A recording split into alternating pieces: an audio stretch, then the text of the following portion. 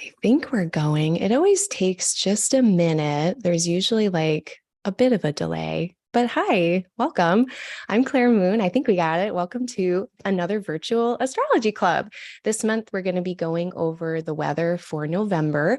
So, welcome to anyone who's joining me today live. If you cannot catch this live and you're coming to it later, that's fine. The recording's always going to be here. But if you want to interact, engage with other nerds, join me live. I'm going to be doing this every month. Hey, hello, Zorro. Welcome. Ooh, very honored to have you. If you do have any questions throughout today, if I'm talking about transits and I don't touch on one that you might actually really be interested in, please let me know. Please let me know in the chat. There is a bit of a 20-second delay in the chat. So I'm going to circle back around a few times in the next hour or two. So if I don't get to your question or the transit you want to look at right away, just give me some time to circle back. What else? Businessy stuff, old business, then we'll do new business. Then we'll get into the details for the month of November ahead. Hit the subscribe button for me, hit the like button, smash them, punch them, pound them, do whatever feels right. It all helps me. If you want to book a consult, that also helps my business and my practice grow so I can keep doing this, particularly this stuff for free. It's always free 99. So book a consult at www.aligninglightastrology.com. I also do tutoring. I do electional astrology services along with the natal astrology interpretation and the forecasting that I do. So I've got a number of services that are available. I got some discount codes floating around. The one for new clients who have never seen me before, there's a discount code right now, Scorpio 15. So if you go to my page, book, there's a little box you can put a discount code in. That'll give you 15% off on any new client service. Business stuff is over. Thank you so much. So for this month of November, I'm just going to rattle off some of the dates and I'll post these afterwards. These will be underneath if I haven't already. We have ingresses. We're going to have several planets go into Sagittarius. So Venus is moving into Sagittarius on the 16th of November. Mercury is into Sagittarius on the 17th. And then the sun is into Sagittarius on the 22nd. We just had Jupiter. Oh yeah, I do have the right thing. We do have Jupiter going into Pisces very soon. That's going to be already done once November starts. But at the end of October here, we're going to have Jupiter also change signs. So that's 4 planets that are changing signs just in the next few weeks. Just yesterday, we had Saturn stationing direct. So that's a shift. And then what is it? 11/23, November 23rd, we're going to have Jupiter stationing direct. So there's a lot of, October has been a lot already. We have the eclipses that are coming up. They start in 2 days, and then that'll move on until like November 8th is the second of the pair of eclipses.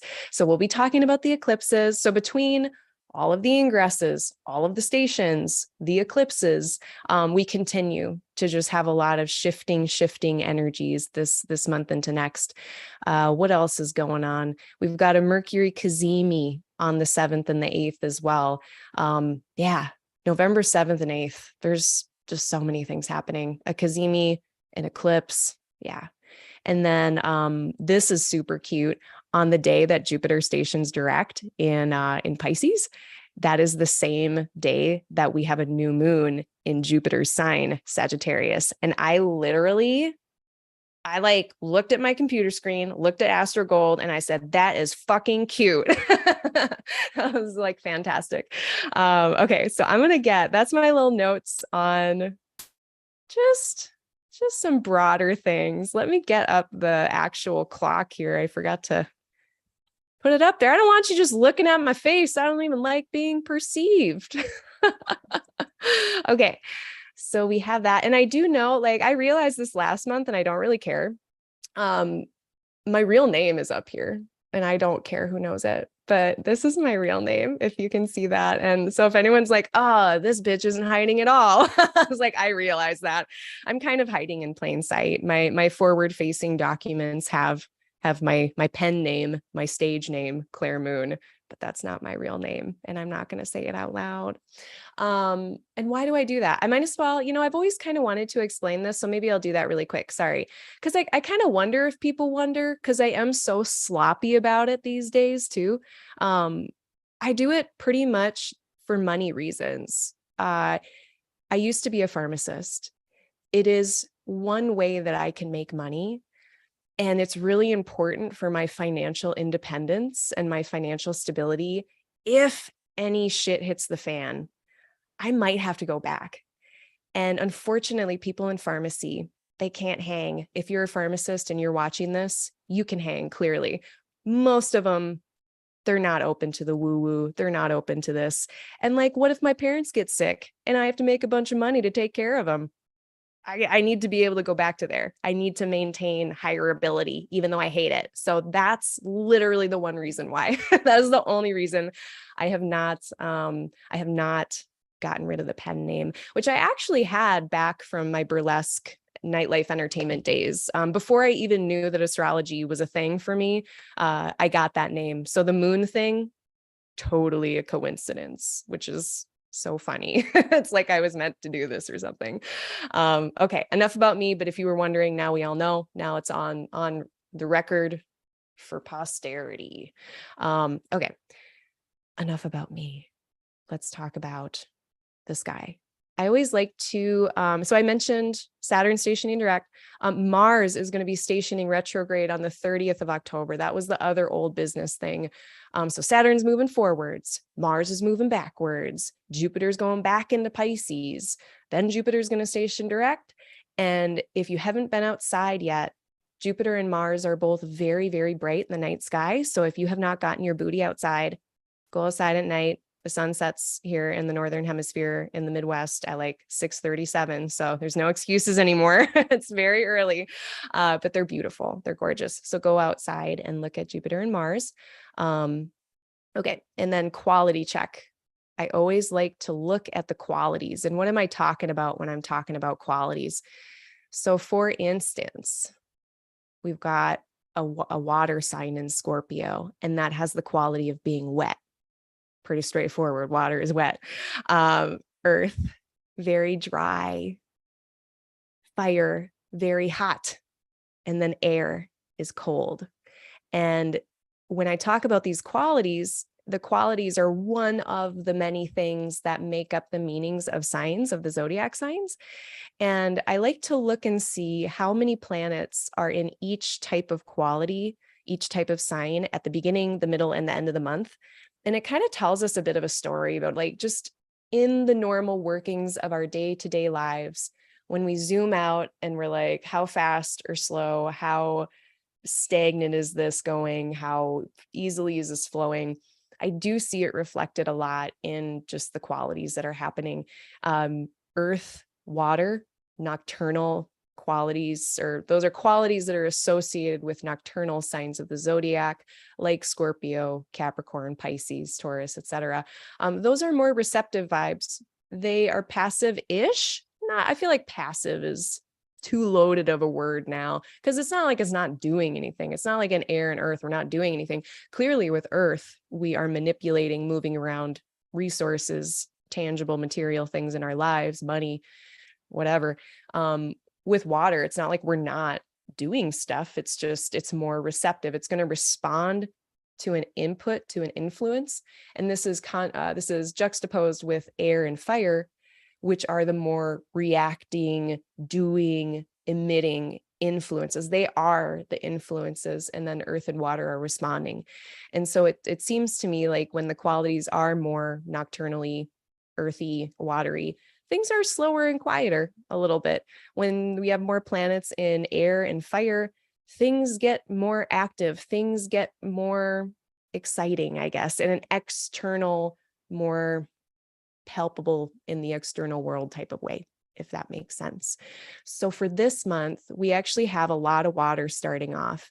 Let me get to the start of the month. Okay. So we start off the month with a lot of water. We've got 5 planets in water. I don't count the moon because it's moving around so quickly. We've got 2 air planets this month. And then we've got our two people holding down the earth signs. As the month progresses, particularly mid-month, that's when we start to see our first bit of fire. We don't have any fire in the sky, really. I'm gonna pretend like Chiron isn't here, but I feel like I'm gonna get in trouble for doing that there. Basically, until the middle of the month, the 16th of November, 15th of November, we're not going to have any fire. So things might be more quiet, nascent, subtle, kind of shifting behind the scenes in a quieter way, in private, internally, or just not external, not visible. Not visible. Then once the 15th, 16th of November comes onward, we're going to get all of these planets moving into Sagittarius. So all these folks are going to be moving into here, and that's going to give us our fire. So by the end of the month, things are very balanced. We've got, it's like, as far as the elements go, we've got a couple here, a couple here, a couple here, and 3 here. It's very, very balanced. And when the elements are more balanced in the sky, things feel like that. They just feel more settled, more stable. So if we can just get through the eclipses, get through the 8th of November, particularly in that tangle, get through all the watery understandings and any kind of internal tangles that we're untangling for the first half of the month. And then I think the second half of the month is when we're going to see things more come out in the open, move forward, progress. So if you are feeling kind of impatient by mid-month, just hang in there. Okay, I think that's all my broad stuff. I think we can get into the details now, but before we do, let me just check the chat and see what's happening. Hello, Regina, welcome. And again, if y'all have any questions, put them on in there and I will be checking back in. Okay. So the month starts off a little bit crunchy. We've got a T-square that's happening. Let's see, let's get it up. On our fixed signs. So we're going to have all of our Scorpio planets, and we're going to have the moon that's interacting with Saturn. And anywhere the moon is, if we just follow the moon around all month, the moon is what's highlighting and pinging these configurations that are in the sky. So even though, like this opposition and this square with Saturn, that's happening all the time right now, whether or not the moon is there. But especially on the 1st of November, the moon does join this, and we do feel it especially. And so a T-square is made up of an opposition and 2 squares, basically.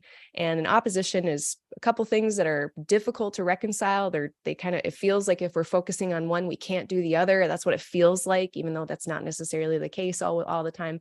And then the squaring planet is kind of a place of adjustment. A square is of the nature of Mars. And so if we put in effort, we act on it, we adjust, we, do the thing that might be a little tense, that can actually help break up some of this opposing, like very juxtaposed energy. Oh my gosh, I just realized I forgot to put the closed captioning on. Hold on a second. I'm so sorry for anyone who's been having a hard time following along. There. Okay. Hopefully that's better. My accent makes the live transcript a little funky sometimes. I'm so sorry about that though. I always try to have that on, and I'm still getting into a habit of doing that. Anywho, so yeah, I guess on this first day, this is a day when we're really going to be feeling like in Scorpio. Scorpio is Mars ruled, and we have our planet of desire, Venus. We've got our planet of our will, our free will, our kind of autonomy and agency moving through the world. And then we've got Mercury, our planning, thinking, communicating planet. They're all in this very, Mars is generally self-oriented, and it is kind of the course correction for what Libra is. If you think about Libra being very diplomatic, very fair, very just, wanting to have the harmony and the peace, unless there's been an injustice, and then watch out because Venus is going to correct that in Libra.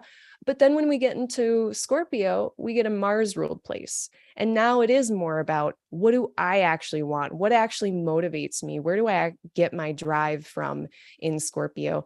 And that ambition, that drive is being influenced by our Venusian desires.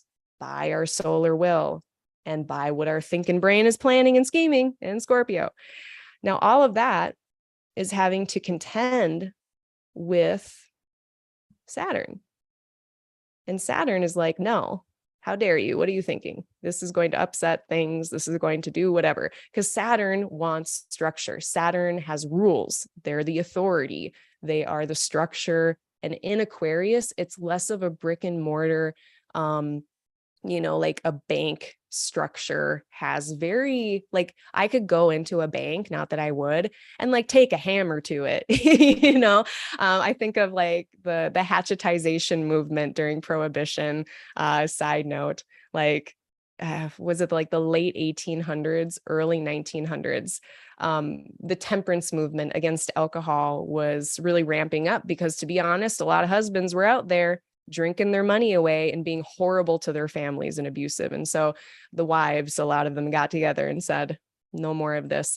And they literally took hatchets and went to bars and saloons and stuff and just laid waste to them. That's some Capricorn brick and mortar structures that we can actually manipulate in a tangible way. In Aquarius, we get more of these intangible systems, intangible structures. Like blockchain is a really easy example for something that has rules, but like try taking a hatchet to it. You can't unless you like are that dude or whoever that's like the secret person that made it. So there's that. But any kind of like institutional structure or system or way of doing things that we can't take a hammer to, basically, we have to manipulate around it with mind and ideas and air stuff. That's what our very emotional water desires and will are coming up against.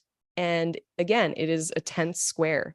These things are not working together very well. Whatever we're wanting is not really jiving with the systems that are currently in place.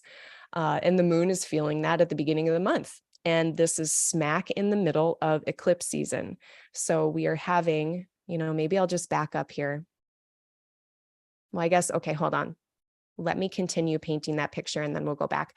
Last little piece here, Uranus. Uranus, who is just, right now, this month of October, that is today, and then, November, we're going to continue to have this Saturn Uranus square, which again is just another type of flavor of there's a change. There's something that's disruptive or interruptive with Uranus that is just not jiving with the systems that be.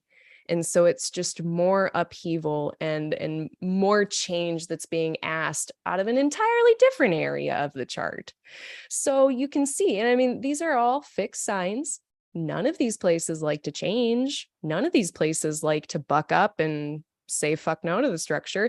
So the impulse many times with fixed signs is to just endure, just hold on, keep the course, keep taking one step in front of the other, which is not a bad thing. That's a beautiful quality of a fixed sign, that they are that consistent and dependable.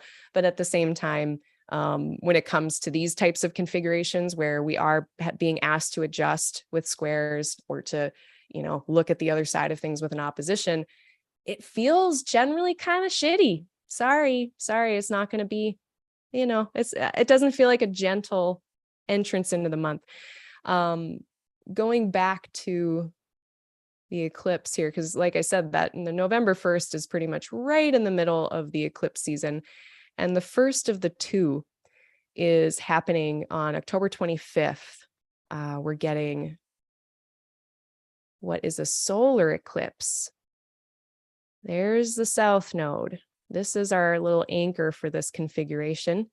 And the moon pretty much just has to be, the moon and the sun have to be within the moon's orb, 13 degrees, and they are. The moon is a little ahead here. It happens at 2 degrees where the sun is. This is the start of eclipse season. This is the start of a 2-week period of time. And if we want to elongate it, the whole lunation, that's a month long, and elongate it further, the 6-month chunk of time, the 6-month cycle that eclipses are on, that's what is beginning on the 25th, is another one of those eclipse cycles. And these are basically, if I could just pick a couple words, It's not stable. It's unstable, unstable. I really need to Google and see which one I'm supposed to be using. It's not a super comfortable time, but it is an exciting time. And it's not necessarily bad. I mean, we have controversy every 6 months about this, about whether, eclipses are good or bad. I think that's too simple. But all in all, historically, it's been a really unstable period of time. And instability in and of itself is not inherently bad. But if you're a human, generally we like consistency. Generally, we like stability and structure. And the change is the uncomfortable part. And eclipses have us doing a lot of changes as well. Particularly this solar eclipse, this is going to be beginnings and endings, really important, meaningful beginnings and endings. So if you want to look at your chart and find the house that holds Scorpio, if we just use this hypothetical one, this is in this chart's 11th house. And so this is a place of aspirations, hopes, dreams, friends, allies, the people that are walking alongside you as you aspire toward things. And there could be big beginnings and endings there, maybe new friend groups, maybe saying goodbye to older friend groups that maybe you don't have as much in common with anymore. Sometimes we have big changes in the 11th due to moving. Like if you move from city to city, you're probably going to get a new group of friends. So it doesn't have to be anything like super traumatic, but certainly beginnings and endings. And okay, if we go with the 11th house example of aspirations, hopes, dreams, it can be kind of harrowing and difficult to let go of an old hope or let go of something that you've aspired toward maybe for years. Maybe you really identified yourself with that aspiration or, and those things change. And Venus is here, really bringing values into the conversation. And we all know I'm obsessed with values, probably getting sick of me talking about values, but I have Venus on the ascendant, so I'm never going to stop talking about values. And Venus is what is informing this. So great beginnings and endings. Maybe they're complex, really deeply felt. Maybe there are some emotional tangles that are involved with this. But all in all, if we can just focus on, does this hope or dream in the 11th? If it was the 10th, it would be like your career. If it was the 9th, it might be like your whole ass worldview and beliefs. But whatever you're having a new beginning or ending with, do you actually enjoy what you're doing now, or would you enjoy doing something different? Do you still value these things, people, places, or have your values changed? Because they do. Values change depending on our own growth and evolution. Values change depending on circumstance.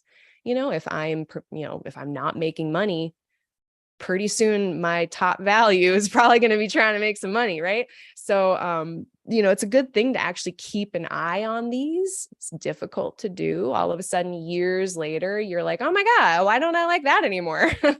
And it's natural. That's a natural part of life. It doesn't mean you failed. Fixed sign people.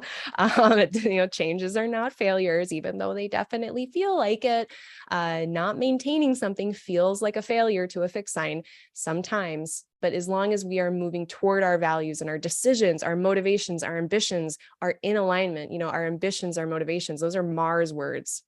If those are in alignment with our values, that's where the money is. That's what you want to do. And that's how you make decisions that are going to feel much, much better. Even if they're not, even if they're a risk or it's scary, if you can at least look back and say, I was making that decision based on my values and what I actually care about and what's important to me, I don't think you can go wrong. Even if it doesn't work out, you can at least have that security. So, and that's what can help us get out of doubt.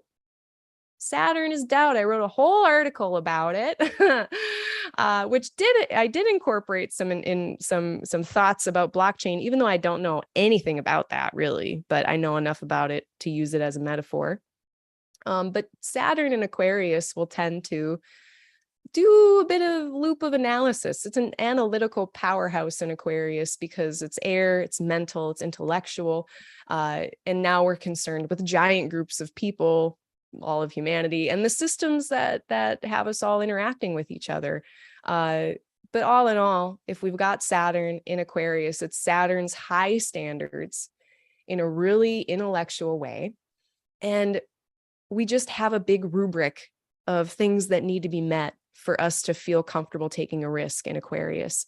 So this is part of this 10th square.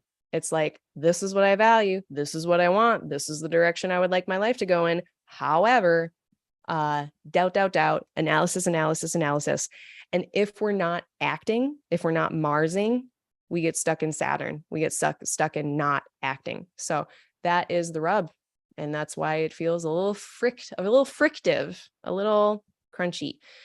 So that's how that's starting. And then of course, by the 1st, so now let's forward, we are experiencing this lunation. This is the first square of that lunation cycle after the eclipse.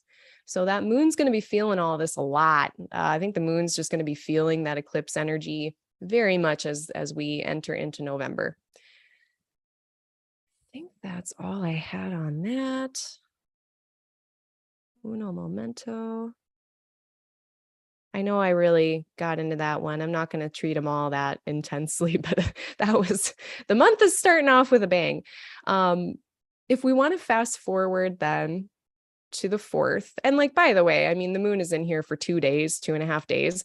So we're going to be feeling it for the whole time the moon is in here. So that's the 31st on Halloween, the 1st, and then even the 2nd, a little bit of, first part of the day on the 2nd on Wednesday. And then moon gets a whole different experience in Pisces with Neptune, and now regressed Jupiter is back in here. And this is like very comfortable. This is very chill, very relaxing. Now we are kind of sandwiched in between. If you can see that moon between Neptune and Jupiter there in Pisces, we can see the moon kind of squished in between escaping fantasy, illusions. And then Jupiter there is just like, it's the traditional version of Neptune, basically. Like for both Neptune and Jupiter, I have things, this little Venn diagram. And in the middle of that Venn diagram, we got spirituality, acceptance, affirmation. Yes, we have forgiveness, we have understanding and knowledge and compassion and so much nice, soft and squishy things. It's getting a trine very interestingly from Scorpio.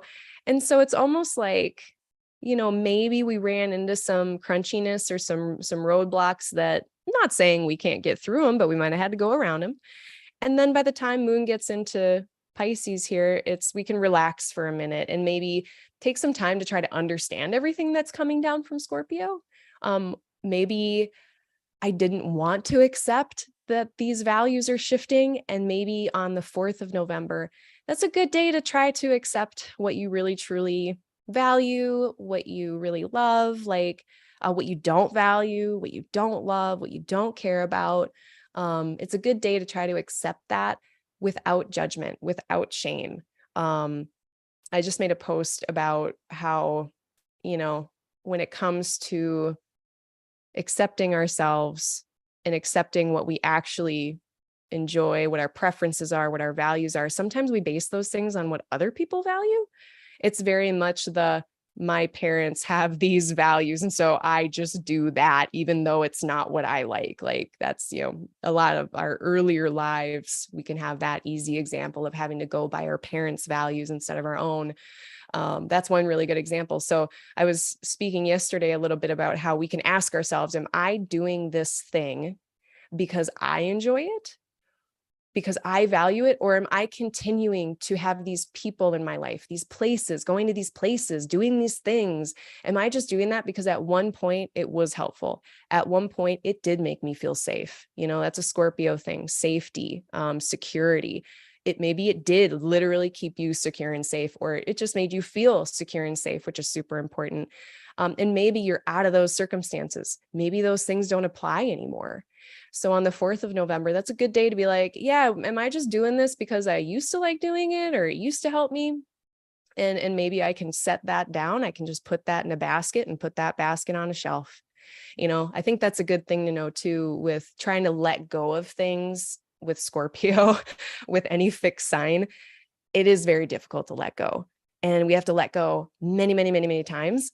But I really love the visual of putting something that is challenging in like a little imaginary basket and putting that imaginary basket down somewhere. And it's not that you have to abandon that thing. It's not that you can never do it again, see it again, be with it again, but maybe some separation is in order. So those are things that might come up. And this is all very watery. It's very internal. It's quiet. It seems like a good day to just journal it out. I do recommend quieter activities. And if you do want to just chill, play a video game all day, sure. It is square Mars. And so that's one other thing to be a little weary of. Not weary. I am weary, leery of. Anytime Mars is in a square with Neptune like this, which that's been like pretty much all month. It's going to be pretty much all next month because Mars isn't moving that much. It's just like, it's trying to act without all the info. It's trying to do an action and do a thing and pursue something in fog where we can't see everything. So in these circumstances, I say kind of similar to like the advice I have for fixed signs, just take one step in front of the other, one step in front of the other. When we can't see the next 3 or 4 steps, we just have to take the next 1 or 2 very slowly, very carefully, exactly how you would operate driving through the fog or something like that. And that's kind of interesting too, because like when you're driving through the fog, this is more of an intuitive bleep bloop. When you're driving through the fog, it's kind of interesting because if you turn your headlights on really, really bright, it actually makes everything worse. And it's easier to drive in fog if you have your dims on, your dim lights. And that feels like a piece of advice. Maybe, blasting all of our light at something or going full speed or trying to shine a lot of light on something this first week of November, it might not even help you and it might actually make it worse. So it might be, again, just quieter activities, quieter investigations. These are behind the scenes conversations. These are under the radar conversations, plans, understandings, not necessarily maybe acting on them. And I say that for a number of reasons when I'll get to when we talk about Mars. So that's how I feel about the 4th. The next day we do have Sun conjunct. And this is probably going to be coming up on the 4th too. We've got Sun conjoining K2 or the South Node here. And the South Node, this little loopy-doo guy, this is one of the eclipse points. This is a place of less. It's a place of lessening, decrease, maybe sudden decrease, so temporary decrease. It could kind of spring back if it's lost. But what is lessening? And it is our vitality potentially with the sun, our agency, our ability to move forward as we would choose for ourselves. It's our spirit. When we might be kind of feeling a little less vital, maybe a little less inclined to be all out there and bright and shiny with our beautiful egos. And that's okay. It is much, K2 South Node is much more of a spiritual, immaterial kind of place. It's not as external and trying to be in the material world as the North Node is. So just practical advice, if you're feeling a little low on energy, if your spirits are feeling a little down, if you're just feeling a little discouraged on like November 4th, 5th, 6th, hang in there. I think it's going to get better after the sun moves past the South Node. And that is exact on the 5th. They'll be at 13 degrees of Scorpio. And then the next day on the 6th, we've got the sun moving on and then moving toward Venus, which is great. That's fine. All right. Oh yeah, that too. Okay. So the moon is also on Chiron on the 5th. And that was like, I was like, oh, there's 2 things that are kind of interesting here. So we've got, and Scorpio itself is so deep and investigative, and it just feels like an opportunity to look inward and to just be with ourselves, even if we're not feeling super vital.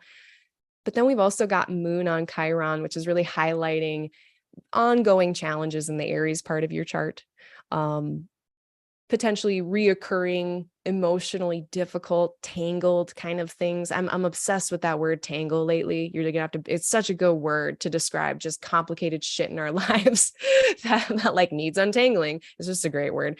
But this doesn't feel like a spa day. This does not feel like a spa day. Both of the luminaries are dealing with some stuff. So if you're feeling kind of funky on the 5th, be kind to yourself, be compassionate to yourself, know that others are also having this in their charts. We're all having this. So if other people feel a little raw, a little frayed, a little on the edge of their nerves, that could be something that's going on the 5th. So that's a good day for everyone to just try to be more patient, which is rude because we'll probably have less patience overall, especially with the moon in Aries. But it's a really good self-discovery type of vibe. A lot of planets opposite Uranus, just Uranus being in Taurus, a lot of planets being in Scorpio. That is also going to be self-discovery-ish, it's very illuminating to be faced directly with like the change that you need to make, because for the last month, we've had all these planets in aversion to Uranus in Libra, where they haven't been directly faced with this thing that's difficult to reconcile, or these things between Scorpio and Taurus that are difficult to reconcile right now. Now we have a very direct view of what's happening. So all to say, it is a time of internal untangling, I believe. And so we should just try to be nice to ourselves and nice to each other. It's not a spa day. On the 6th, we get our Mercury Cazimi. We get a lot of planets. We get Mercury, Venus. Now they are exactly opposing Uranus on the 6th. We're squaring Saturn, of course. And a Cazimi with Mercury. This is going to be interesting because it gives us, it's kind of a foggy situation overall this month, or at least the first half of the month. But we get this opportunity to have some really illuminating thoughts about it. And it's illuminating the deepest parts of us. It's illuminating what's deeply in Scorpio. Mercury is planning, and it is in a place of strategy. So this is potentially like on when is it exactly? Let me go to my notes. Yeah, it's the medieval version. So within 17 arc minutes, the closest one, that's on the 7th. And that one starts late in the day on the 7th of November. And then it completes by the late morning on the 8th. So on the 7th or the 8th, if you've got some strategic planning to do, this is the day. Couldn't recommend it enough. Doesn't mean we're going to be acting on anything, but we're going to have like the military strategist here to help us figure out not only like, what do we value? What do I enjoy? What actually drives and motivates me? But then how am I going to get it? And in what timing? Because that's the great thing about Scorpio. In Aries, that kind of Mars is we are just going for it. We are not thinking. It is deeply instinctual in a fast fire way. Very hell yes or hell no. And we are immediately acting on it. There is no waiting. It is a cardinal sign. So it's Mars and cardinal. In Scorpio, we've got Mars, but it's fixed, it's nighttime, and it's watery. It is slowed down. So now we have the opportunity to know when it might be a good time to act, not right away. And that's pretty much, I think, a large chunk of what strategizing is. It's what do I want to do, but when and how. That is what Scorpio really, really excels at. Now, if we use those powers for evil, then we use words like manipulative, manipulating. But I mean, Scorpio people, Scorpio planets, I'm biased. I have a Mars in Scorpio, so clearly we can hear it. I'm like, yay, Scorpio. But like, I mean, you strategize like you breathe. It's not always vindictive. It's not always weird and dark and twisty. A lot of times Scorpio strategizing is boring. And honestly, it's kind of a pain in the dick because you can strategize yourself into the depths and then you don't do anything. It's like the emotional internal equivalent of that like analytical loop of doubt with Saturn and Aquarius. Now we're in like a strategic loop and we're just like strategy. And that can actually almost result in self-undoing in a way, a way. So just be like clear that this month in November, we're not overdoing the strategy. Like we're not shooting ourselves in the foot because we have just thought about it way too hard. And we just don't want to let control. We don't want to let go of control. I mean, that's another theme this month with Scorpio. The Scorpio planets is just like in that strategy, like what is the impulse for that strategy? And most of the time it's because we want to control the outcome. There's nothing inherently wrong with that, but it can get us in trouble if we're clinging too tightly to a particular outcome. And then that's when the manipulation comes, because you're trying to like shoehorn things into places that aren't ready for it or just don't belong there. So Scorpio, I digress. What the heck was I talking about? I was talking about the Cazimi. So now that we know that that's how Scorpio operates, and we know that that's where the Cazimi is going to be, the Mercury is going to be in the heart of the sun, getting that pure expression of Mercury. It's also being intertwined with our will of the sun and our spirit. And so it's very, very personal, very, very personal. Yeah, I think it's a great time to be figuring stuff out, to be planning. Mars, we're not acting on it, but we are planning things. All right. Mercury's opposite Uranus that day. So yeah, we're bringing in that energy of upheaval. Got the square. It's a difficult energy. I'm going to be honest. It's a difficult energy because there's so much change and action that wants to happen. And it's happening in these fixed signs where change takes time. So there's just so much patience that's needed this month. And I am so sorry to tell you that. I don't want it to be that way either. But yeah, go with the flow. You know, anytime Uranus is involved as well. And we'll be talking about the eclipses. This is just like, you know, by the time we get to the 7th and the 8th, now we have to have the eclipse happening. Anytime Uranus is involved, Uranus wants change. I try not to argue too much with Uranus. Every time I try to, it's like a Mercury retrograde, but like on steroids. Every single time I try to continue with a plan that I have and Uranus is getting in the way, there's an interruption, there's a disruption, there's instability. It doesn't go well if I just try to continue on the same path. Things go a lot better if, when Uranus is involved, if something isn't working, that you try something different, you try a different solution, you try a different approach. And it's really uncomfortable. Uranus is a little restless and itchy energy to me. It's not comfortable. It's that feeling of going outside of your comfort zone or going to the edge of that. It can be super great, but we do have to kind of walk through that fire of restlessness and instability in order to go with the flow. So that's my advice for just dealing with Uranus. But yeah, so we've got the Mercury Cazimi. We've got a Mercury Cazimi that is very clear-sighted with the strategy department, but then also it's dealing with whatever the heck I don't know if it's a breakthrough or a wrench. It could be a breakthrough. It could be like, oh, this is actually the new direction you need to go in. It could just be a wrench in the machine. I don't know. And Uranus doesn't really care either way. To me, it's not like a benevolent or a malefic type of creature. It more just likes to shake stuff up and doesn't really care about the outcome too much, which drives Scorpio nuts, right? We were just saying how like we want to control the outcome, and Uranus is like, no, you can't. Please stop trying to control the outcome. So patience is going to be needed. And then, of course, when all this is going on, then we have our second of the two eclipses. We've got our lunar eclipse in Taurus. So if we want to think back now, this is the culmination of something that started maybe back in April, May. at the last eclipses 6 months ago. So if you can think to about 6 months ago, particularly in May of 2022, what was going on in Taurus in your chart?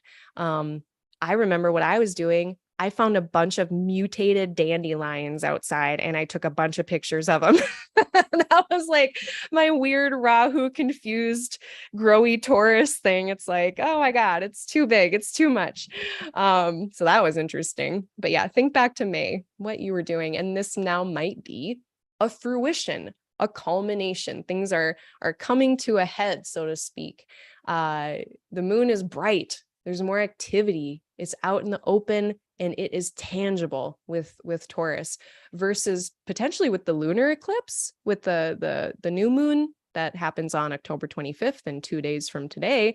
That one might be quieter, that intense, very intense, but maybe not as bright because the moon is there not being bright. Now this is the opposite on the 7th. Got the moon being fully lit. So it's putting a spotlight on your Taurus part of your chart. I guess, the controversy, like, what do we do with an eclipse? I mean, I don't do anything. I just watch them. Some people say you shouldn't go underneath the light. Like, don't go underneath the baleful rays of an eclipse. I mean, my life has been pretty unstable. And I do always look right at him. So maybe I'm like the wrong person to ask. But I always like to look at him. I can't not. I have a pair of binoculars that are really good. Like I'm not going to look at this cool thing that's happening. But it's kind of like, do you want to start something? Do you want to release something in this unstable energy where that's what gets baked into whatever's happening here? And so if you do have a project that you are releasing or something like that, just know that this eclipse cycle is going to be baked in, so to speak, and you might see things come up with that project every 6 months or so. That might start to be the timeline that thing operates on. I've seen people get married during eclipses and do just fine. And, maybe that marriage has little like, growings and ebbings and flowings and all these things in a 6-month interval, and it might be just fine. It totally depends on the context. A really interesting thing that I have been watching since the eclipses of November of 2021, the channel G4. I don't know if anyone remembers G4 TV. It was like this gaming kind of techie network on TV, like 8 years ago. I think it was like 8 or 9 years ago that was a thing. And they went out of business and there was, they had their problems. And then they came back. They tried to redo it. They tried to bring it back alive. And they did their launch on the eclipses, on the eclipse that was in November, late November of 2021. And sure enough, just like last week, I believe it was very recently, they died. That network has died. It's gone away. The G4 TV thing is not working out. It did not work out. And I kind of wondered, I was like, you started this on this very destabilized place in the sky, and now it is crumbling 12 months later.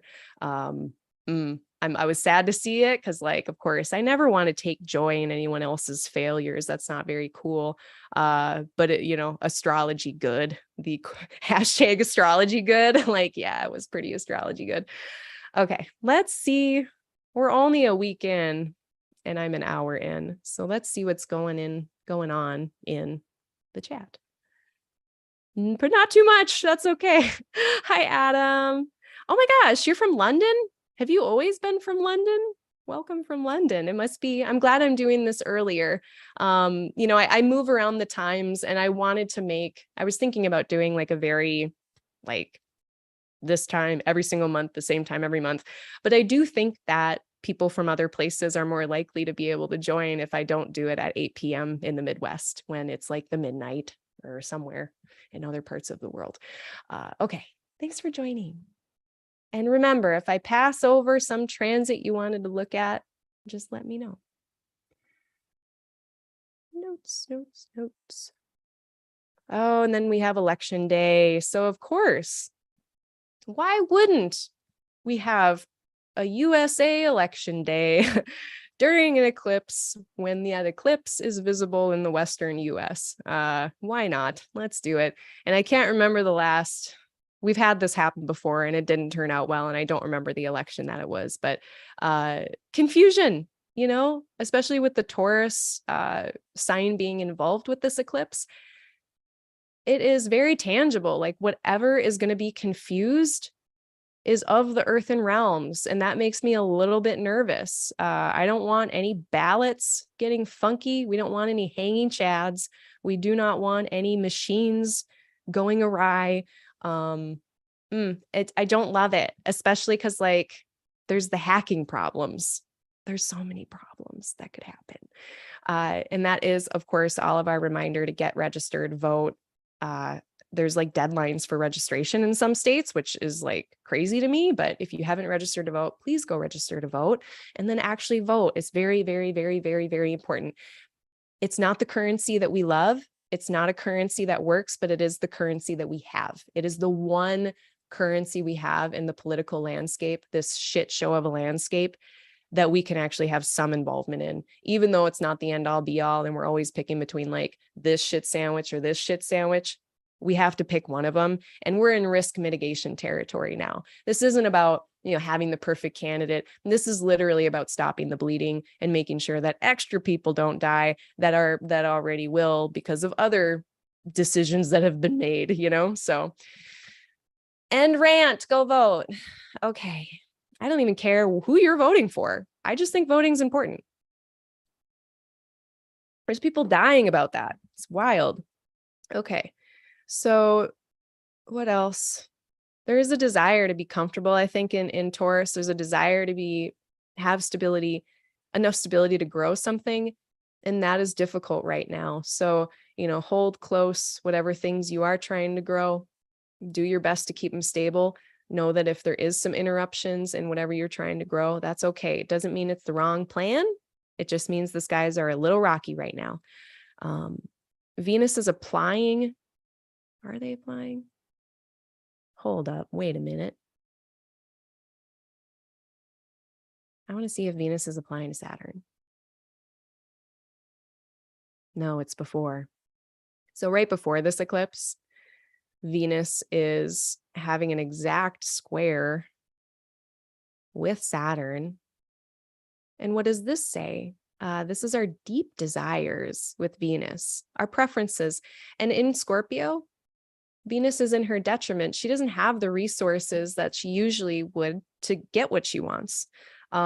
She would like soft blankets, connection with someone else, you know, maybe connection with people, but she's given a sword and a shield and told to be by herself in a corner. It's not what Venus would decide upon, but Venus is still here.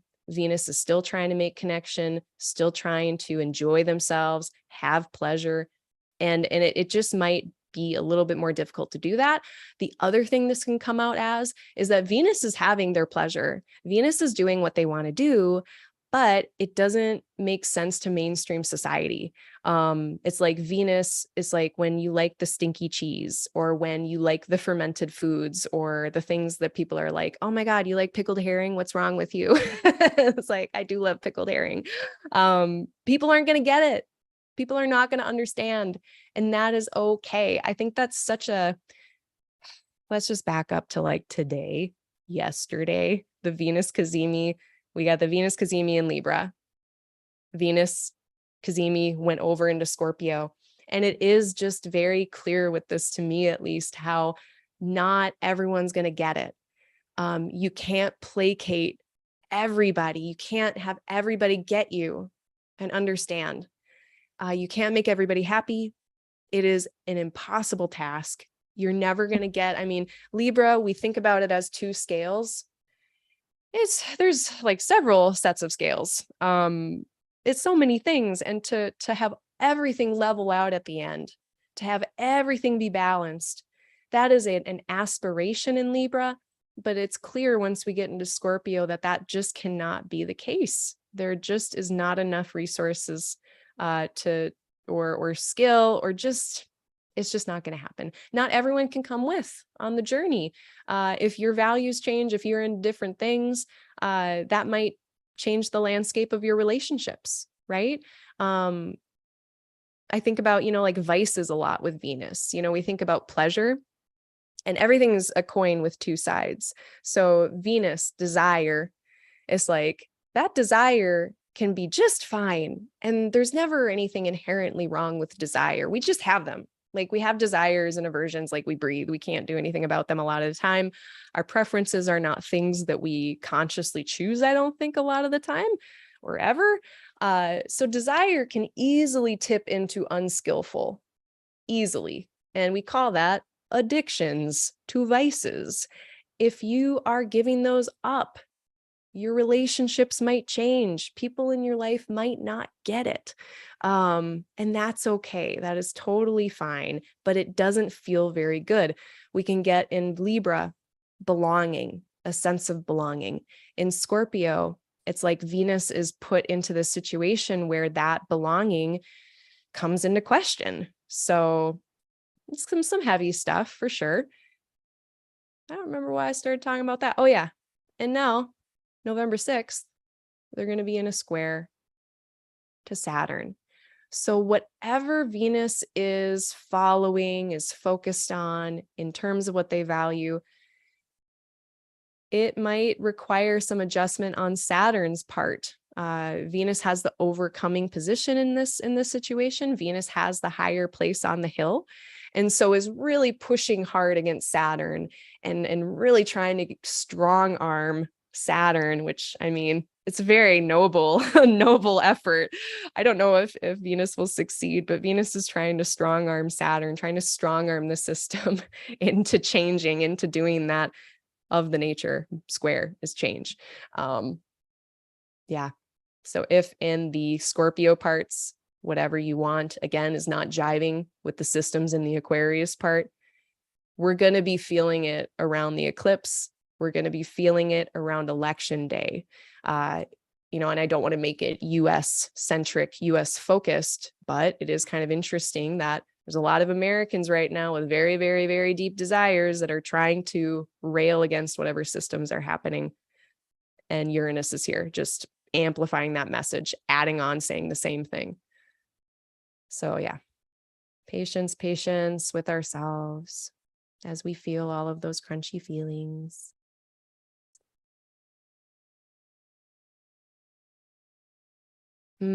Yeah, I should say this too. And it's like, okay, Venus has the overcoming position on Saturn here. But how is Venus doing? Because this is why I'm like, I don't know if she's going to win, because they're combust. They're being made very, very hot by the beams of the sun, blinded by the beams of the sun, unable to kind of, maybe just not as effective in railing for what Venus wants. So they do have the overcoming position. I am not convinced that it is enough to buck any systems. I shouldn't hope. I should just leave it be. All right. So Mercury and Sun also applying to a square with Saturn. So yeah, it's just all of our personal planets. I'm just saying the same shit over and over again. And that is the theme of this first part of the month, is what we want versus what the system is. On the 10th,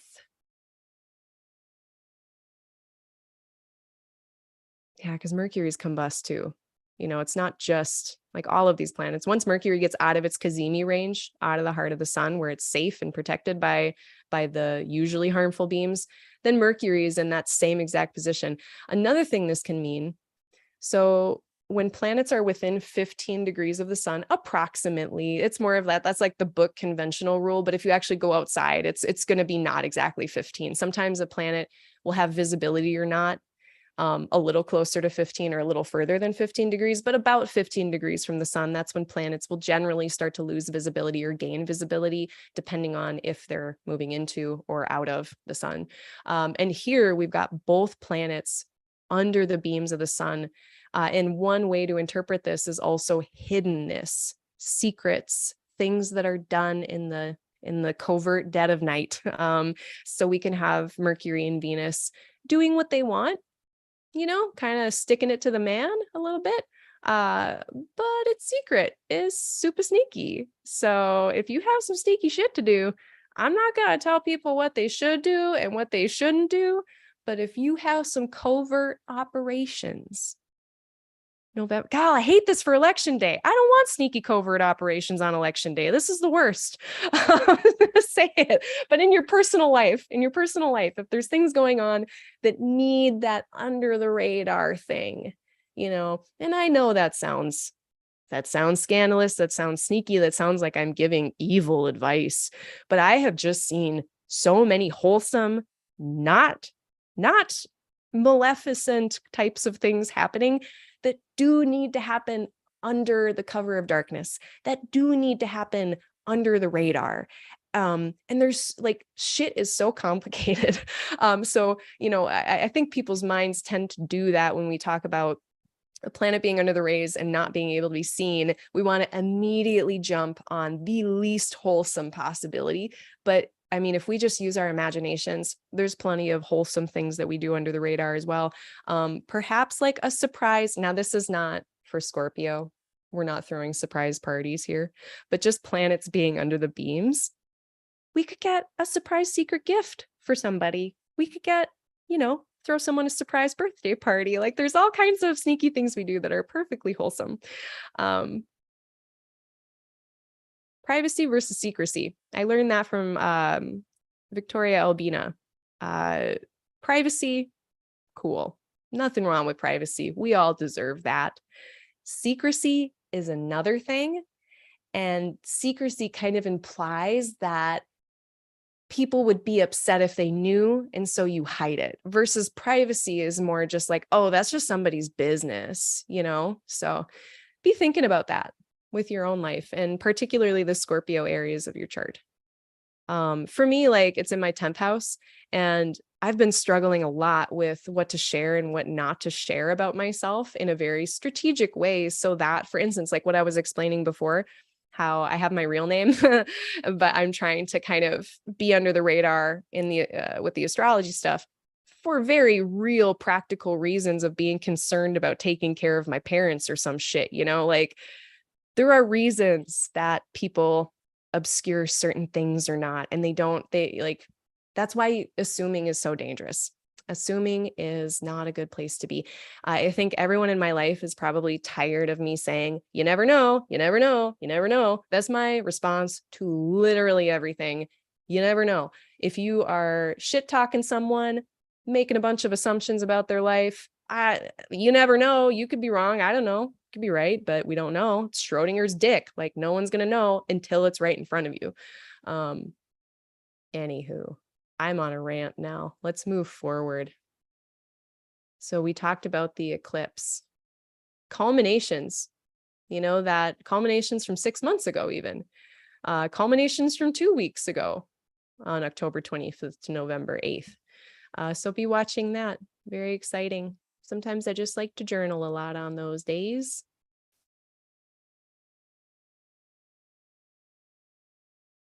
So on the 10th, and now this is where I generally, with Moon and Mars, I say it's your mind your own business day. It's not that we're not doing stuff. It's not that we're not productive. It's not that we're not taking care of ourselves or connecting with people or doing all of the normal things that we usually do. But it is a day to mind your own business a little bit, I think, particularly because now this is like a double application. Not only is the moon applying to Mars, but Mars is applying to the moon because it's retrograde at this point. So this is just extra spicy, and it's in a really verbal place. It's like we're saying things in a more impulsive way. Now we don't have Jupiter in Aries anymore. And I do think that's going to help, because what we've had for months now, or I should say at least since August 20th, when Mars went into Gemini, we've had a sextile between Jupiter and Aries in a Mars ruled sign, which is super just enthusiastic, very emphatic, yes, very impulsively. And then that kind of overly excitable energy is very easily in this sextile feeding Mars. saying shit you didn't mean to say, saying shit faster than you intended to. And I mean, now we don't have that impulse. So I think it's like threat level red goes to threat level yellow. But if I'm going to put a threat level on this of saying shit impulsively that you didn't mean to, or saying stuff that might hurt somebody that you didn't intend to, even if it's like the most innocuous statement in the world and like it just hits someone in a hard way, that could happen on the 10th of November. So just pick your battles wisely if you do pick any battles, but it is going to be a spicy day. There's a few spicy days this month. Could be a grindy day. Could just be spinning cognitive tires. You know, if you find yourself on the 10th with a cognitive problem or a mental dilemma that you're trying to work out, on the 10th, it just feels like we're spinning our tires. It's like we might need to just ask for help from somebody or go get more information.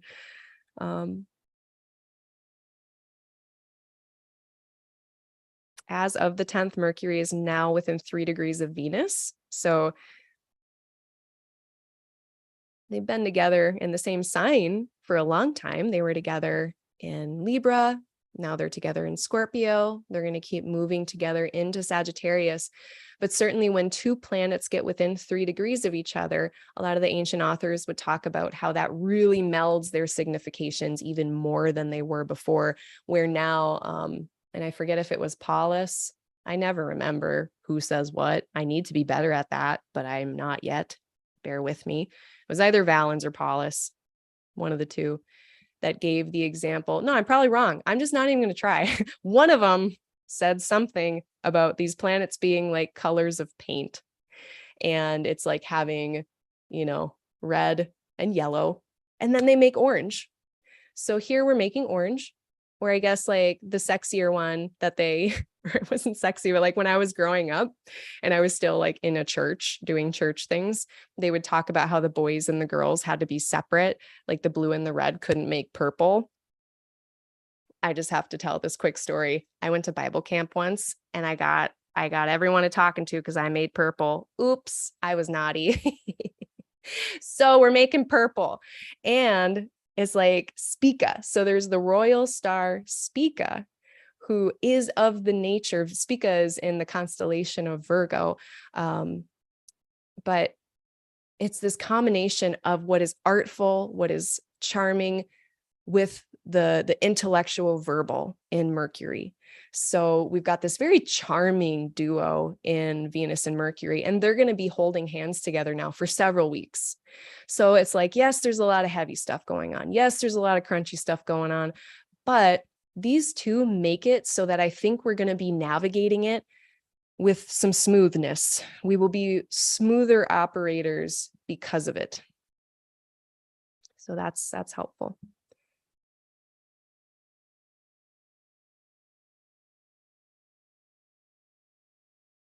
One thing though, I will say, well, I guess I'll say it in a minute when the planets get into Sag. Sun is squaring Saturn on the 11th. This can be, it can be like squares can be very constructive. Squares can be a time when, yes, we are faced with a challenge, but it's surmountable. This is actually more on the 10th.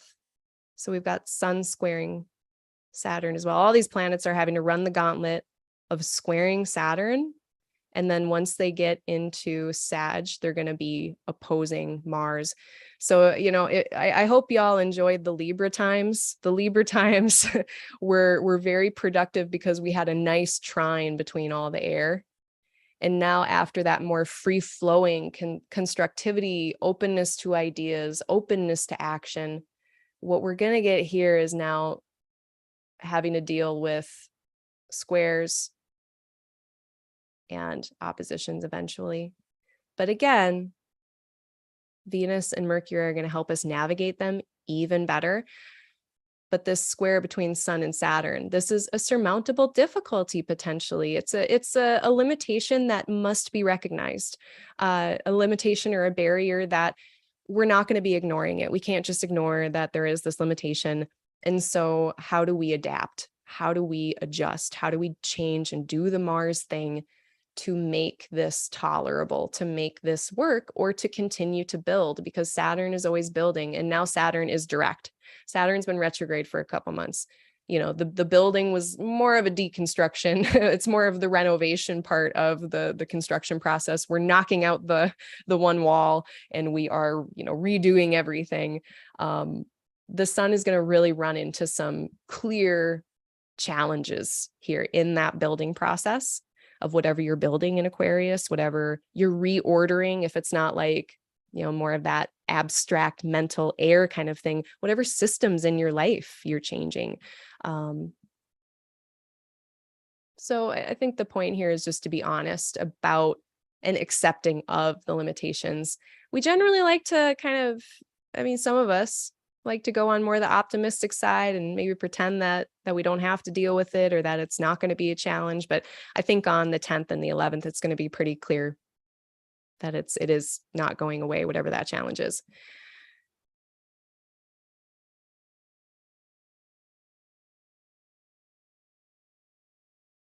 So then after our Mind Our Own Business Day on the 10th, we get the moon in Cancer, which is always a nice thing because the moon rules Cancer. It's a great day to, those 2.5 days actually that the moon is in Cancer. It's always a nice day to check in with your body, with your emotions, taking care of yourself, do the meal prep, take care of the people you need to take care of.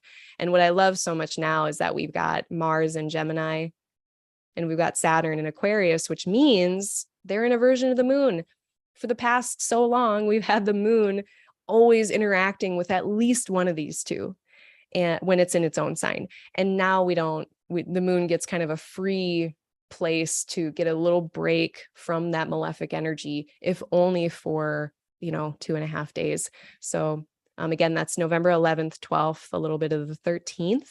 We might have a respite from some of this energy. So if that first 10 days or so of November is hard, just know that November 11th, 12th or so, November 13th, we're going to have a little bit of a rest, okay? A little bit of a lull in all of the crunchiness.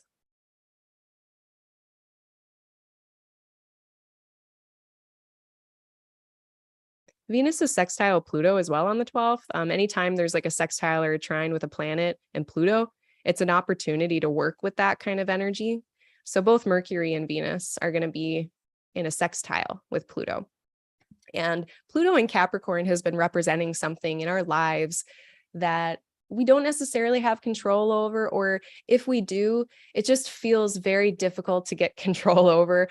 It can be obsessive, compulsive, all of those words. And I mean, any Capricorn planets, any Capricorn placements have been asked to do deep transformational work in this area since 2008. We only have a couple years left of that. It's been a really long road. And if you've got some Pluto things that you're still working on, don't fret. You've still got a couple more years to work on it. But whenever these planets have a nice supportive aspect with Pluto, it's an easier time to work on those things and engage with those things versus doing it when there's a square or an opposition. So this whole time when these planets are in Scorpio, I mean, the whole time they're in this sign, they've got a sign-based sextile, and I do Hellenistic astrology. And so sign-based stuff is just as important as degree-based stuff. We use both. But this is a great time to help understand, like, why is this Pluto thing so irretractable, or why is the Pluto thing a Pluto thing, and being able to explore that with a little bit more ease. So if there are things that you feel like are out of control in your life, or that have control over you, things that you need to let go of, people, places, things, it can be any of those nouns, pick your noun of choice. If you're having a hard time letting go of it, I think November is going to be a good month to actually try to get a handle on it. Particularly as well, now that Saturn is direct. These changes, these new constructions of our chart are going to happen with more ease.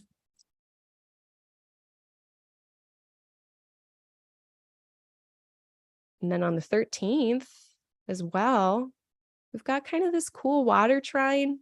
And I think that's helping everything I just said. I mean, what's more helpful in trying to combat something that is challenging, but then also having the ability to hopefully forgive ourselves, not be too hard on ourselves with judgment. Jupiter and Neptune help us with that acceptance, with that that kindness and compassion to ourselves, knowing that we're not always going to be perfect, or like what I was talking about before, how it's hard to accept what you like sometimes, especially if it means that it puts your belonging at risk if you want to do that thing or be that person or whatever that is. This could be a time to tie whatever that acceptance is, whatever that radical self-acceptance process is, hopefully that we're all doing. It's all just very harmonious and helpful. Look at, if I was a modern astrologer, there's a kite, and the moon is at the peak here, at this point where it can help us to process all of this in a really nurturing, supportive way. So I don't know, the 13th seems like a really good day, or even like the 15th, or sorry, the 12th or the 13th seems like a good day to have like heart to hearts with yourself, heart to hearts with friends, come to Jesus talks. I heard that first from Brene Brown, come to Jesus. It's like, yeah, we need to have a talk. It is the come to Jesus talk. Very serious. So, but yeah, it just feels so helpful and supportive, and like all of the crunchy stuff that's been happening to like the 12th and the 13th of November are good days to try to navigate the tangles. So yeah, here are some words I wrote, because connecting with others, in water, that's a lot of what we're doing. We're really able to put into words, into understanding what's happening in our lives, particularly our emotional lives. Cancer really likes to cultivate, likes to care, likes to provide abundance. Scorpio likes to progress and endeavor. It likes to go forward on its quests. And Pisces wants to accept, it wants to surrender. So, all of these things come together, and we can see topics of vulnerability, honesty, trust, safety, compassion with the people in our lives. And with the moon being in Cancer, it really speaks to me. It's that smaller group. It's the smaller little clan that you have. It can be biological family. It can be chosen family. It can be any small group of people that are like your small group of people. So that is who I think is the who of this. And then the other thing I wrote was just like, in this water trine, all the weird emotional games we play with ourselves, that we play with each other, because we're scared of emotional vulnerability. We're scared of sharing. We haven't even accepted shit ourselves. So what makes us think that we're going to be comfortable sharing things and having other people accept them? Are you kidding me? That is the fear. And I think on this water trine on the 13th, maybe a little bit of the 12th, if that is an issue for you, if you have a really hard time opening up, if you have a really hard time connecting with people, particularly those closest to you, those who you wouldn't mind knowing kind of your vulnerable stuff, this is such a good day to be working through that with people, or just connecting with people in those really kind of deep, intimate ways. Okay, I said enough about that. Oh, Venus trine Jupiter. That's going to be nice, hopefully, in what is otherwise kind of a bit of a stormy waters month. We've got the moon, or sorry, not the moon. We've got Venus in a degree-based, another double application, because Jupiter's moving backwards, Venus is moving forward, so it's stronger, a trine. So like, wow, what is this about? Because this is free flowing energy. This is expansive. It's like all of these like things we've been trying to navigate. This seems like a path through. It's like we just had all these watery conversations, and now this feels like a path forward. This feels like a path through. Now, Jupiter is retrograde. I don't know if you've been noticing in Aries, Jupiter is still in Aries right now. And I think it's all the weather across Libra and Aries, but learning new things and realizing things that you thought you understood that you didn't actually understand, going back to the drawing board with what we believe, with Jupiter is our knowledge, it's our seeking of knowledge, it's our beliefs, it's what is like truth. justice, knowledge, all those Jupiter things. And when Jupiter's going retrograde, it's almost saying, hey, maybe we should reconsider that. Hey, maybe your beliefs are different now. I, for one, have just been seeing gaps in knowledge left and right. So many gaps in knowledge. I have been exposed to whole new systems of thought that I didn't even know existed, really. There's so many like philosophical concepts I have had to Google this month. Like, it's no wonder. I'm just going to say a sidebar here. There's a lot of like really smart people on Twitter. There's a lot of smart people in ivory towers. There's a lot of smart people. And they're like the philosophers. We'll call them the philosophers. They have a lot of good ideas that could help humanity. If only they could actually communicate them in a way to the rest of us plebes, sorry, us common folk. Like, you wonder why there's such a classist divide. And this is a problem that's been going on since like the 80s in the United States. I don't know what the hell is going on in Europe or anywhere else really, but in the United States, at least, we've really been having a reckoning of classism since like the 80s, 90s. A lot of people got higher education. A lot of people didn't. And there is a huge cultural divide there. And unfortunately, these academic folks, I come from a rural place, so I hear exactly what all of the rural conservative folks think about academia, about those in academics, people with doctorates like me. It's not kind. And honestly, I can't fucking blame them. I've been talking to some scholarly folks. They are not open or nice or welcome. And it's like, I mean, that was part of my my Jupiter retrograde and Aries story. It's just like, learning my own gaps in knowledge, but also like seeing how good of ideas there are and how it cannot come down to the people who actually need to hear them. And there's just this divide of knowledge, this divide of communication and how we exchange what we know. There's just a lot of confusion with what we know, what we understand. That's still going to be the case in November as Jupiter continues to be retrograde. So two things, 2 bullet points. Be kind to yourself if you're learning. Be kind to yourself if you're a beginner. It's such a beautiful thing to have the bravery to learn something new. It's very brave to put yourself in a position where you're not the smartest person in the room. And that's also how you grow. And that's how you get better at stuff. So if other people are wrong as well, I think the last thing that helps is being a dick. So if there are people who, I mean, and that's granted, like they want to learn, they want to change like if someone doesn't want to learn, that's an entirely different story. But if it is just pure innocent ignorance, I think that might be the case here. And we need to hold space for that. And we need to hold space for our learning, for the learning of others until like at least November 23rd, when Jupiter stations direct.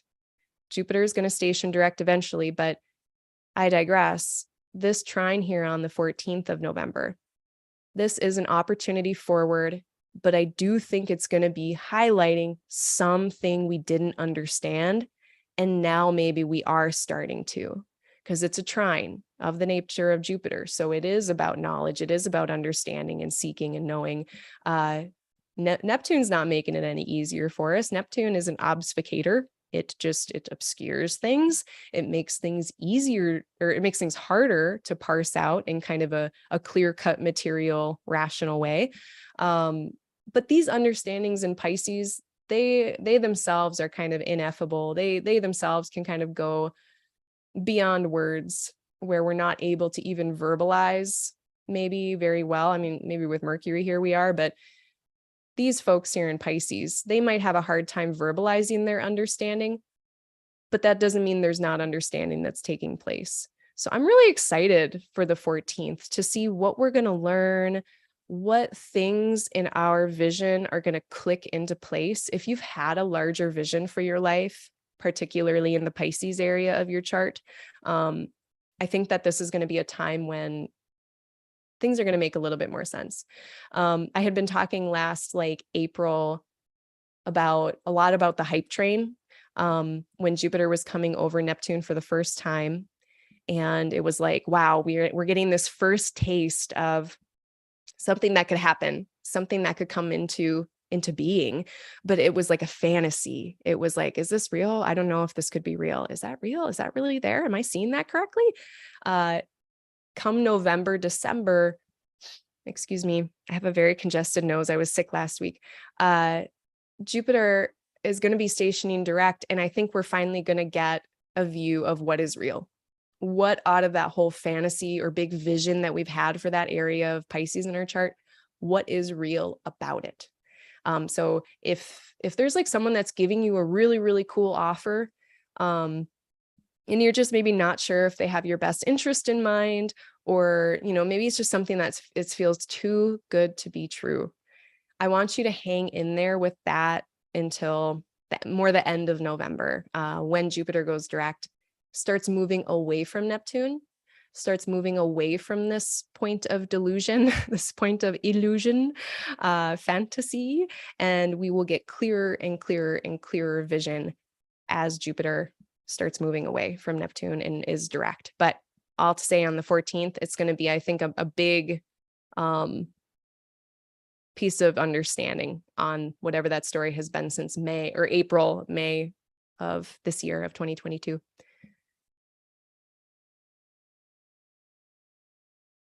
Oh yeah, I put make emo art. Great emo art day. If you are a musician, I mean, pretty much the whole time we have all these planets in Scorpio and we've got Jupiter in Pisces and we have that nice trine between those water places. This is emo art central. This is all of the self-expression in all of the watery emo ways. Like, so if you're an artist, if you have any medium at all, whether it's dance, music, paint, be doing that. Any of these difficult, untangly situations, we can express them through our art. We can express them, and you don't have to share your art with anybody. You can just do it for yourself. I think a lot of times, another digression that I care about, I think we think that when we make art, that we have to monetize it, or it has to be worth something, or we have to be really good at it to validate the time and the money that we put into creating. But I believe that is just inherently not a good frame of mind about it, and that everybody has the inherent right to create. Everyone has the right to have space in their life to express themselves creatively if they choose. And I don't think that is ever needing to be validated by being good at it or becoming good at it or selling it or monetizing it. You can do art shittily for your whole life and it will provide so much value. Like, that's Venus. It's not always about money, you know? It's not always about getting something material in return. Sometimes it is about that experience. And that is very Pisces. That's very watery. That it's the experience. It's the experience. It's not about the money. And then last thing about that, Venus trine Jupiter, what needs to be lovingly released with acceptance, with understanding, or if we're not releasing, what needs to be lovingly committed to with acceptance and understanding. One of the two, but something needs to be accepted and understood. And maybe we're going to make some art about it. So there. And we've made it through half of the month and we've been here for an hour and a half. So I'm going to try to go faster. What's important? Let's check in with the chat. Does anyone have any requests? Oh, thanks, Adam. Okay. So yeah. Oh yeah. And you just said crikey. So you're probably from over there. I feel like that's like a word of the Commonwealth is crikey. Oh, we got stars and gamers. I just got a surprise birthday party yesterday. You did? See, and that's so funny because like I would be mortified. I can't tolerate that kind of shit. But like some people love surprise birthday parties. I'm happy for you. You deserve it. You're worth it. Well, thanks everybody. Thanks for your comments. Don't forget to hit the like button. Don't forget to subscribe. If you're watching this, if you're enjoying it, if you're picking up what I'm putting down, please support. So now what? We have I'm just gonna talk about this fixed axes one more time, maybe two more times. But anytime the moon is coming into a fixed sign, so anytime we've got this, The moon is just highlighting this square, this T square, and now it's like a grand cross, I guess they would say in modern astrology. The moon is just highlighting that. Every time the moon is in Taurus, Leo, Scorpio, or Aquarius for the month of November, it is just highlighting this crunchy dynamic that we are having to navigate in our lives in these fixed areas of our chart. All to say, just like, again, be patient with yourself. And it's, particularly in Leo, this is generative, this is action oriented, it's fire. We want to do something and do it in a consistent way. And it is running into all of this kind of obstacle course that is the fixed signs right now. This is also 3/4 of a way through that lunation cycle from the eclipses. So now we've got our third quarter moon, our waning square here with the sun. So this is just another tick mark on that plot. October 25th, November 8th, November 14th is kind of a next little ping on that eclipse energy as that lunation wraps up.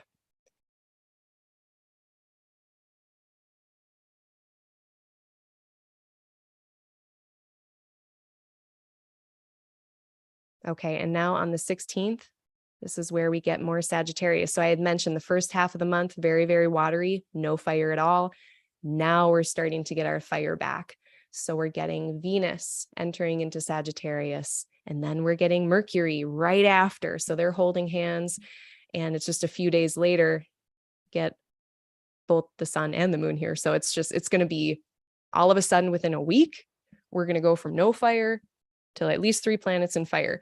So there's a lot of action there. And what that really means is that now we are exiting that opposition with Uranus. So all this self-discovery, all of these breakthroughs, all of these disruptions, interruptions, now we're not dealing with that so much, but we are dealing with Mars.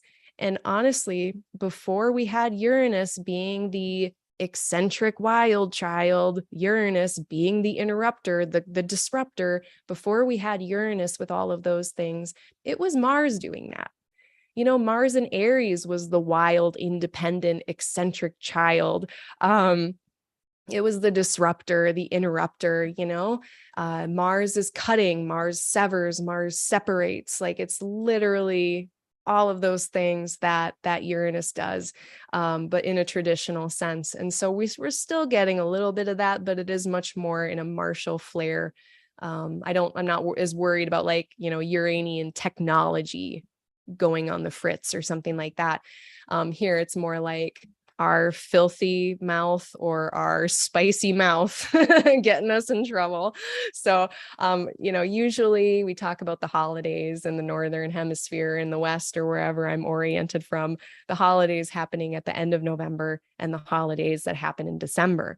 A lot of holidays being celebrated. I'm not going to talk about any specifically, but I do know that we end up around our families a lot during the holidays. And I do know we end up talking about politics.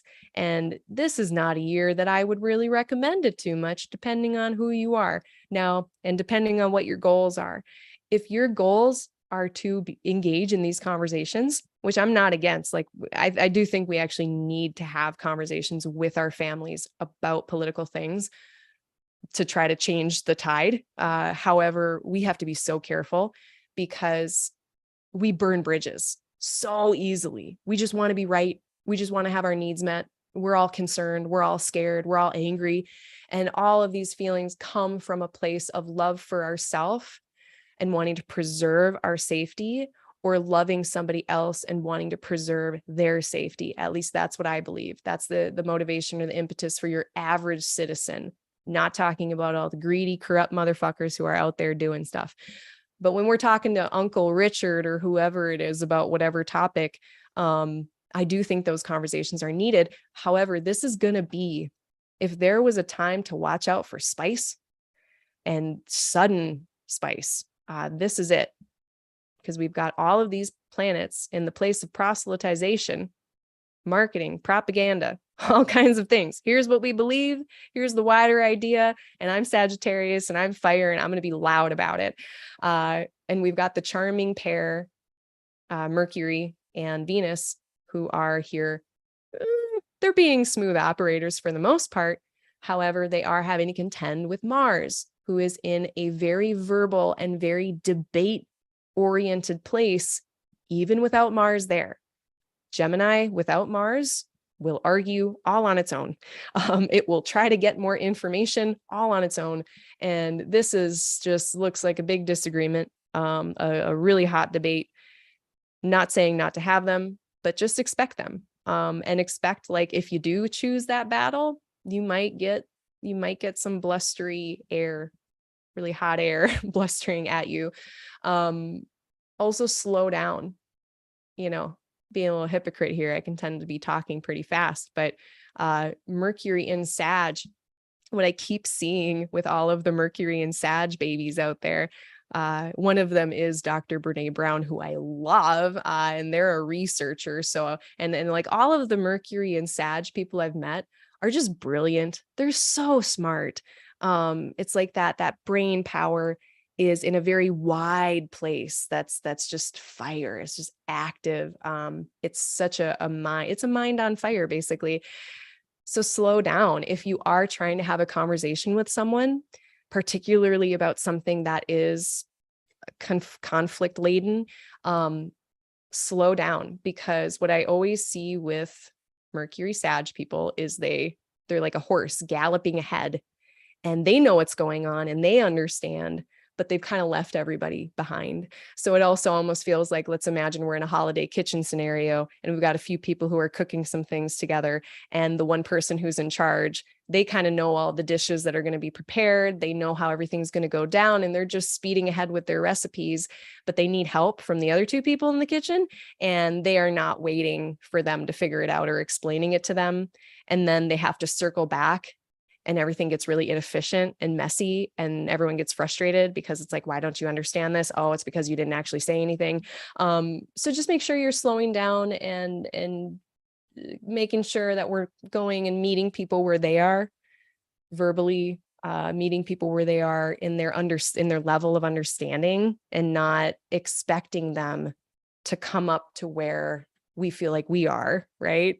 Or if you have someone coming at you with like a lot of fiery ideas and they're just like speaking a bunch of gibberish, don't be afraid to ask them to slow down. Don't be afraid to ask them to kind of, hey, I don't know all these words or concepts.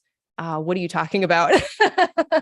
Like this whole Mars and Gemini thing, it's just, it feels like constant looking up words and concepts that I don't understand. It's like so much information is coming in.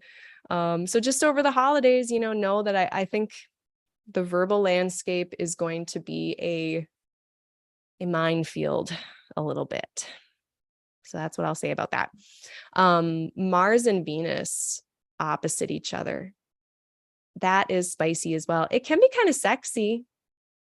They can get some sexy feelings, but it's really frustrating if you can't do it. If you're having these sexy feelings, but there's no sex happening, that's not very fun. So, make sure you're working out. Make sure you are expressing your creativity and expressing and pursuing pleasure so that you are filling those cups. I'm part of a group mentorship thing under someone named Lux ATL. She's been my mentor for years. And one thing that she had the mentee group do is for like several months, it was our job to at least once a day, and if not once a day, like once every 3 days, once a week, if that's all you can fit in, but regularly do at least one thing that is pleasurable, creative, or restful, restorative. Pleasurable, creative, or restorative. One of those 3 things every day, if you can, first thing in the morning, if you can. I think that would be really, really good medicine for dealing with this opposition with Mars. Take Mars for a walk, bring Mars for a time at the gym, work them out. And then, Venus, definitely be catering to your own needs and preferences a little bit. And hopefully it won't be hard because it's the holidays and there's usually good food around. Okay.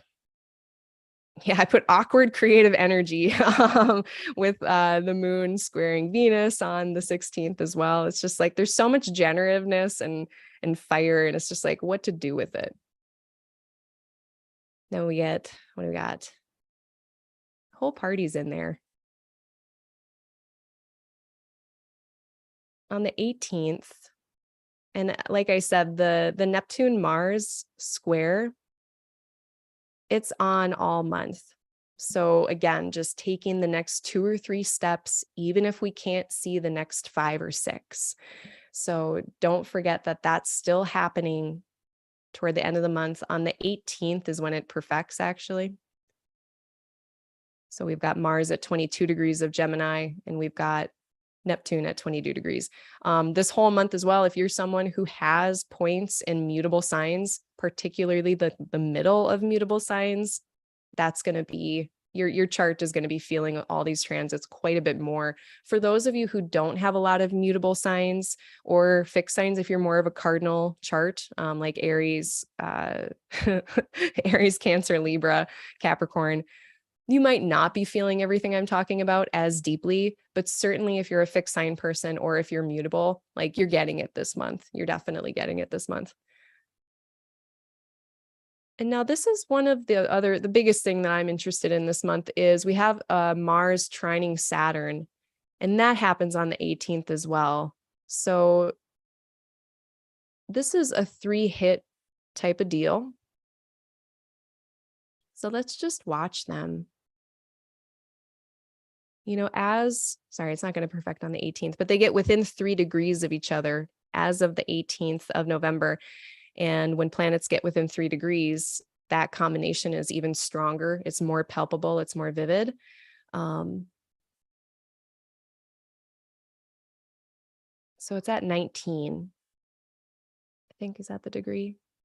Are they going to be together at 18? If you've got anything at 18 or 19 degrees of mutable signs, yeah, it is 19. That's right, because it's just at the very end of the decan. So this was so interesting to me for a number of reasons. So the other hits, I guess I'll do the symbolism first. So we've got a trine. So this is supportive. And Mars has been trying to do a billion things in Gemini. It's got several, it's more than 2. There's more than 2. It could be multiple interests, multiple hobbies, multiple people, places, and things that are going on. And Saturn has been trying to reel it in a little bit, trying to say, okay, Mars, I know you've got your sights pointed on X, Y, Z, A, B, C, D, E, F, G, but let's try to make a container for this. Let's try to focus. Does this thing actually make sense with what you're building over here in Aquarius? And with this trine, it's almost like Saturn is able to give Mars a gentler hand in keeping Mars focused.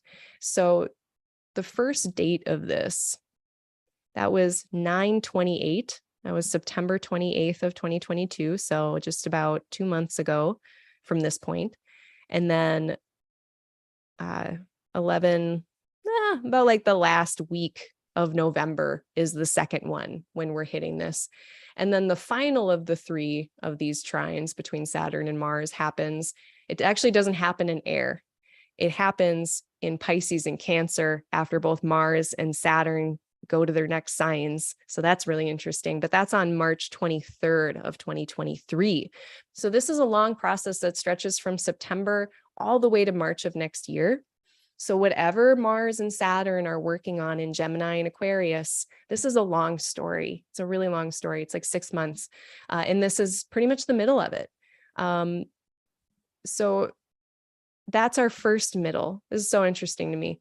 So it's the middle of those 3 dates. These planets are both in the middle decans of their signs, just barely up to 19 degrees and 59 minutes would be, and I checked, they come together within that second degree of both Gemini, or that second decan of Gemini and Aquarius. So I looked up the decan meanings, and I wanted to share those because they were also very like in betweeny in the middle of things. So we've got like our second of 3 hits. They're both in the middle decans. And what do our decans say? So this is the second decan of Gemini. It is ruled by either Mars or Venus, depending on what system you're using, but we'll go with both of them. And I went to Austin Kopic's Norwalk workshop on this, and then I listened to the recording a billion times. And so I don't have his book, 36 Faces, but we do have this. And what he had said during that workshop was it's very both and. It's not an either or. It's handling being juxtaposed or having to be both things at once, even if they feel like they're diverging. So one of the images from this decan is that of like a war person, a warrior who's bouncing a child on their knee in a very like jovial, tender manner. And it's someone who can be both and. They can be the warrior and they can bounce a child in a jovial way on their knee and have fun. It's being more than one thing at a time. It's struggling to have great range as a human, but also not trying to not be a hypocrite. Wow, that's difficult. It's just holding multitudes, basically. And, the pain of being scattered and divided. It's Mars. Mars is not comfortable. And that pain of scattering or being divided, being able to enjoy spaciousness of being many things, and then also having it attributed with the 9 of Swords, which is a card from the tarot that it's about kind of being anxious or worried or racked with the pain of separation or not being able to hold it together, holding together the divergent parts of self. So, a capacity for moral agony with ethical issues, for example, having to be both and. So very in-betweeny, very middle-y, both and. And then Aquarius, the second decan, it's Mercury. So no matter what we do, whatever system we're using, Mercury is the planet that's in charge of this decan. And it's about crossing from one side to the other, not hanging out in the open ocean, actually exploring and reconciling known and unknown. Someone is at home in the spaces in between. And that, it's right there. It's just in between. It's so in between. So if you are having, like, again, from September 28th-ish to March of next year, we're going to be in these themes. And it's like November is smack in the middle of the whole ass story. So if you got some things in Gemini and Aquarius that are not settled, that are messy, I guess we just have to give it time. And that's okay. And it's air. So it's a lot of this up here. So if we can be talking to a trusted friend about those things, that's probably going to help. So it's not burning a hole in our brain. That can happen if we don't express ourselves. What else was important? Did I think anything else was that important? Mercury is going to be opposite Mars on the 28th. So,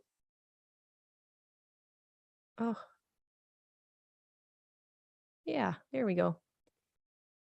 And pretty much Venus too, right? Because everything Mercury and Venus are doing, it's like one does it and then the other does it in quick succession. So we're getting like the communication ideas, cognating, judging functions that are opposing Mars.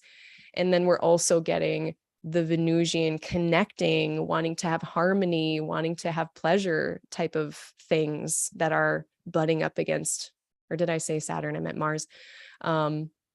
Now, what's interesting here about this too is that they leapfrog a bit. First, we have Mercury leading the way, right?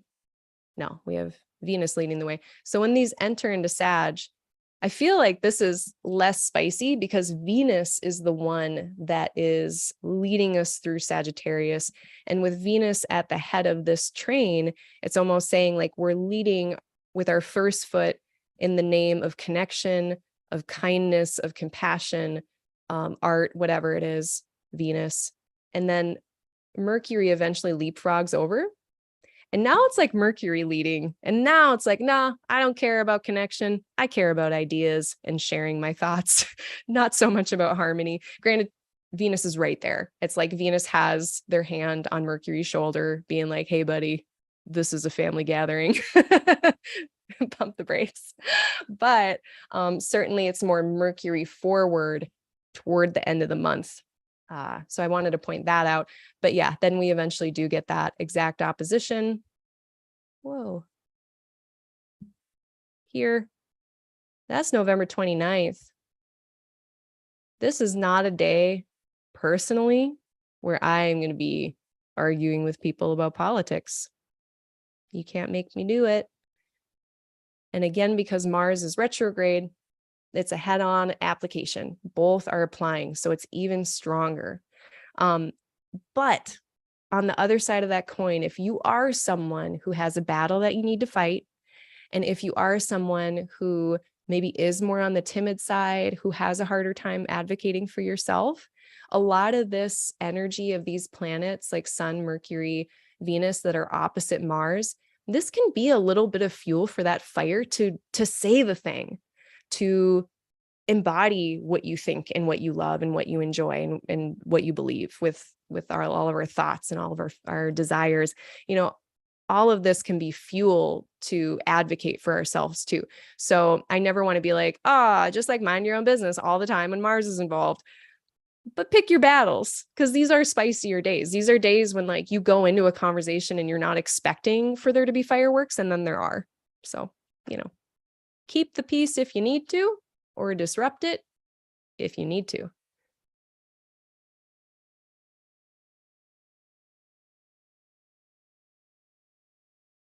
I think that was pretty much it. I think those were the big things. Oh, and it's on a Tuesday afternoon of all things. So Mercury opposite Mars, not only is it Mars, but it is also on a Tuesday, which is Mars's day.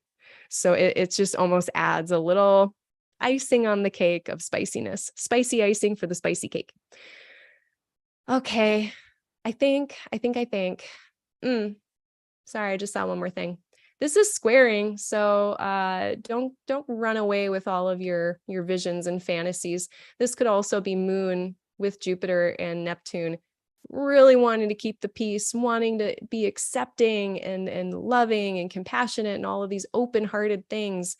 But boy, is it hard to do that when you've got this conflict happening and this opposition. So as much as the Moon being with Neptune and Jupiter and Pisces is usually like a pretty chill type of day, the Moon is also going to be trying to keep the chill, to keep the peace perhaps, or even to just be accepting of the situation when there are potentially some fireworks going on back and forth. And this also is just like potentially getting swept away by a fantasy, getting swept away, you know, like literally riding off on your horse into the sunset. So that could be cool, but like make sure it's what you want. I think that's all I want to say about that. So I think that's the month. Wow. Yeah. Took me 2 hours. It's starting to do that. I'm going to check in with the chat and see if there's any final questions. Not too many. That's okay. So if you did enjoy this, if you got something out of this, if you're listening to this later, please hit the buttons, subscribe, like, if you can book a reading, definitely do that. If you have any questions, if you're not sure what service is right for you, you can always email me at Aligning Light Astro. I have to remember my own email address, aligninglightastro@gmail.com. Astro is shortened. You can always visit my website, www.aligninglightAstrology.com. I recently just added electional offerings to my list of services. So I now do electional astrology. If you need to pick a really great date to do something, to launch a book, I've actually, like pretty much most of my elections have been for book launches, which is really interesting. But definitely, like, if you have a special thing, a job interview, asking someone to marry you, getting married, anything that's important to you, we can pick a date for that where it's like having the wind at your back instead of going into the wind. It's like, we can't guarantee success, but we can try to make it a lot more likely. That's what electional astrology can do for us. I've been using it in my own life privately for a couple years now. So I've seen how it works. I've seen that it does work. And after 2 years of watching it in my own life, I am now ready to offer it up to others. So that's on my website. And then what else is new? Still tutoring, still still just doing consults. And I have my newsletter I write every month. So if you want to keep up with my practice updates, if you want to keep up with just my philosophizing and astrologizing over here, I do send out a monthly newsletter. You can sign up for that at my website as well, www.aligninglightastrology.com. Okay. Thank you so much, everybody. I really appreciate you interacting. Thank you, Adam. I appreciate that so much. Yeah, I hope you all have a great month ahead. Happy holidays. Get all your holiday shopping done early because the world is falling apart, I guess. That's what it seems. Okay. Bye-bye, everybody.